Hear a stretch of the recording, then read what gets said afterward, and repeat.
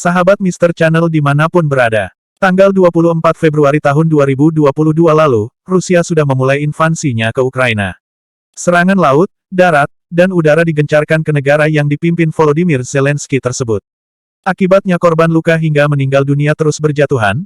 Tidak hanya itu, bangunan-bangunan pemerintah porak-poranda, terutama bangunan yang dicurigai sebagai fungsional militer Ukraina. Tidak saja bangunan milik militer, rumah-rumah penduduk pun tak luput dari rudal-rudal Rusia yang menyasar. Vladimir Putin mengatakan di beberapa media, tujuannya menginvasi Ukraina tidak untuk menduduki negara itu, Moskow hanya ingin mengamankan negaranya dari ancaman politik hitam barat. Hal serupa juga dikatakan oleh Menteri Pertahanan Rusia Sergei Shoigu pada Selasa, tanggal 1 Maret tahun 2022, atau hari ke-6 invasi Rusia ke Ukraina.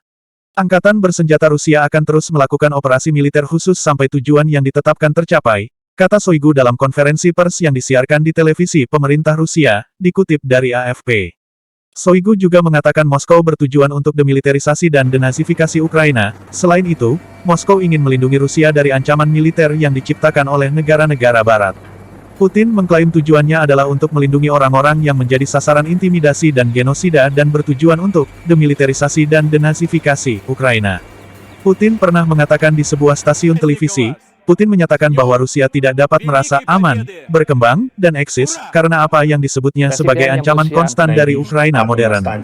Dampak dari loyalnya penguasa Ukraina Volodymyr Zelensky terhadap Barat, terutama yang merupakan anggota NATO, menyebabkan invasi Rusia ke Ukraina. Volodymyr Zelensky terkesan lebih memilih perang dengan Rusia dan mengorbankan militer dan rakyatnya dan serta infrastruktur negara yang telah dibangun dengan susah payah. Moskow hanya meminta Ukraina tidak bergabung dengan NATO, karena ini menurut Moskow jelas mengancam keamanan Rusia sendiri.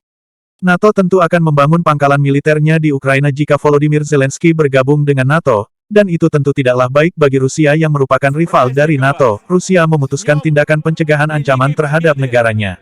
Akibat kerasnya Volodymyr Zelensky ini terhadap keinginannya untuk bergabung dengan Barat dan NATO, patut disangka dia telah mengorbankan nyawa tentara dan rakyatnya. Dan dampak lain yang lebih besar bisa saja terjadi adalah perang yang akan melibatkan banyak negara raksasa. Secara hitungan angka kekuatan militer Ukraina hanyalah cicak bagi buaya, namun tentu Ukraina berani memilih perang dengan keyakinan dia akan mendapatkan dukungan dari negara-negara Barat.